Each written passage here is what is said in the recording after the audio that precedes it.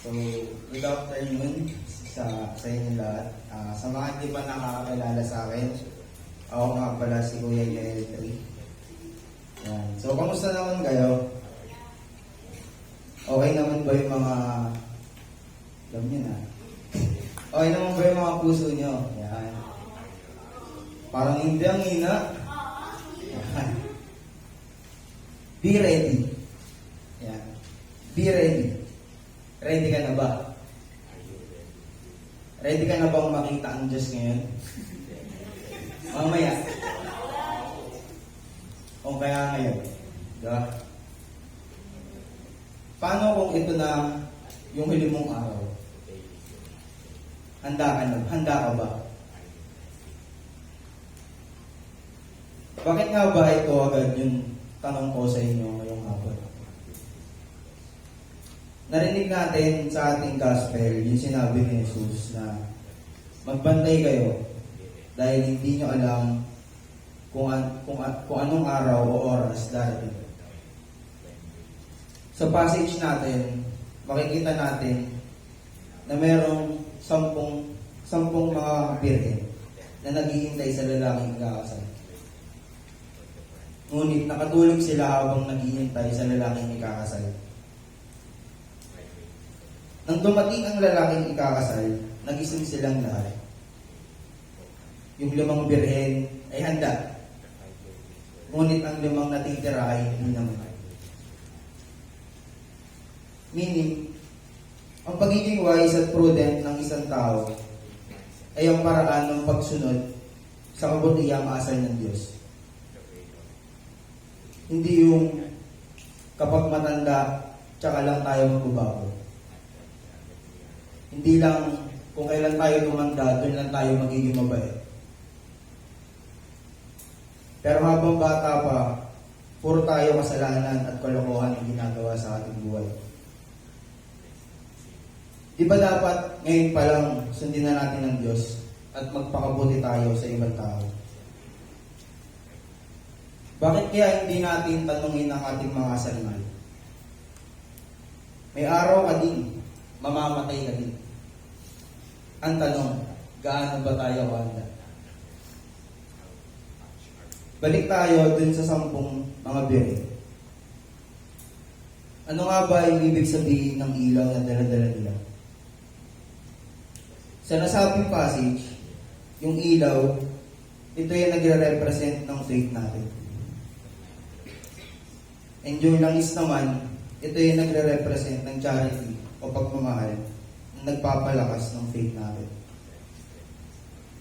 So, kailangan natin yung both. Kailangan natin yung lamp o ilaw at yung oil para sa paghahanda sa paniniwala sa Diyos at paggawa sa kagustuhan niya na magmahal. Kung magagawa natin yung mga bagay na yun, hindi tayo makakaramdam ng tao. Bakit? Kasi kasi nagawa natin yung mga bagay na yun. So wala tayong dapat ikatakot na mamatay. Unless, hindi natin ginawa yun. Kapag hindi natin nagawa yung mga bagay na yun, tsaka lang tayo matatakot na mamatay. Kasi alam natin sa sarili natin na hindi pa tayo handa. Gaano nga ba ako kahanda? Kung ako ang tatanungin nyo, ang isasagot ko sa inyo ay 50-50. 50% handa, 50% hindi. Bakit, Kuya L3? Ang gulo mo naman mag-decision. 50% handa, kasi alam ko na wala naman akong atraso sa ibang saksa. Wala naman akong atraso sa kapwa ko. Comment, di ba? Ngayon pa lang magkakatraso. Yung 50% na hindi naman, 50% hindi. Kasi meron pa akong kailangan baguhin at ayusin sa sarili ko. Gusto ko pa maabot yung mga pangarap ko. Gusto ko balang araw ako naman yung babawi sa mga magulang ko.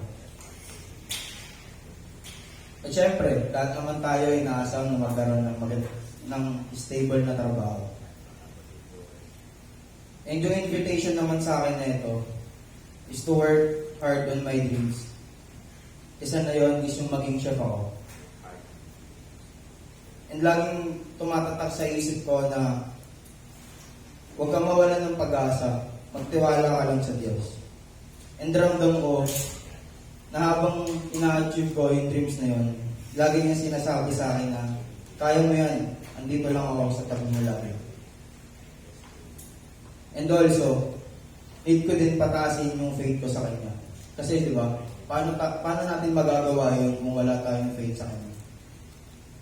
So, paano ko nga papataasin yung faith na yun? May naisip akong paraan kung paano ko mapapataas yung faith na yun. Isa ito, yung confession.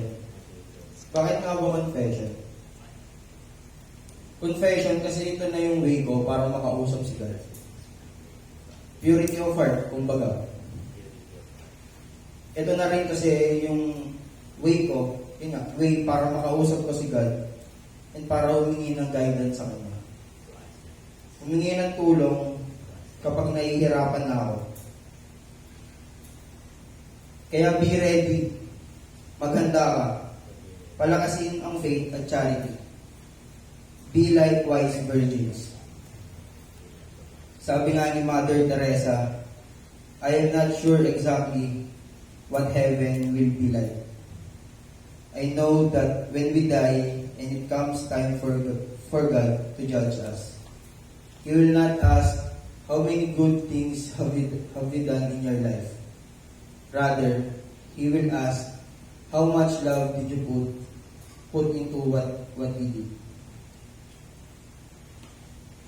Yan. Yun lang. Then, sa ating guide guys dyan, basahin muli ang pagbasa at ano ang nakantig sa'yo. Second, gaano ka kahanda sa muling pagbabalik ni Kristo. Then pangatlo, paano mo mapapataas ang iyong faith o lang at charity bilang paghahanda.